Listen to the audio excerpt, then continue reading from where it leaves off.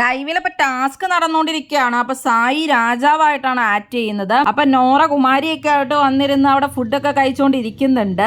അത് കഴിഞ്ഞിട്ട് അപ്പൊ നോറയില് ഇംപ്രസ് ആയി എന്നാണ് അപ്പൊ രാജാവ് സായി പറയണത്. തിരിച്ചപ്പോ നോറയും ഇംപ്രസ് ആയി എന്നൊക്കെ പറയുന്നുണ്ട്. അപ്പൊ ശ്രീതു പറയുക ആ കുമാരിനെ വിശ്വസിക്കാൻ പാടില്ല, ആ കുമാരിയുടെ കുറെ വിഷയങ്ങൾ എനിക്കറിയാം എന്നൊക്കെ പറയുന്നുണ്ട്. സായിയുടെ കയ്യിൽ നിന്നുള്ള സാധനങ്ങളൊക്കെ ഇവർക്ക് കോലും എല്ലാ സംഭവവും താക്കോലൊക്കെ ഇവർക്ക് അടിച്ചു മാറ്റണം, എന്നാലാണ് ഇവർക്ക് അധികാരം കിട്ടുമോ അതുപോലെ രാജാവൊക്കെ ആവാൻ പറ്റുള്ളൂ. അപ്പൊ അതിനുവേണ്ടി ഇടയ്ക്ക് അർജുനും സിജോയും ഇതൊക്കെ അടിച്ചു മാറ്റാൻ വേണ്ടി ഒളിച്ചു നടക്കുന്നുണ്ട്. പക്ഷെ നോറ പറഞ്ഞു കൊടുത്തു അവർക്ക് എടുക്കാൻ പറ്റിയിട്ടില്ല ഇതുവരെ. ഇത് കുറച്ച് കഴിയുമ്പോൾ സിജോയുടെ കയ്യിൽ ഇരിക്കുന്നതായിട്ടാണ് നമ്മൾ ആ പ്രമോയിൽ കാണുന്നത്.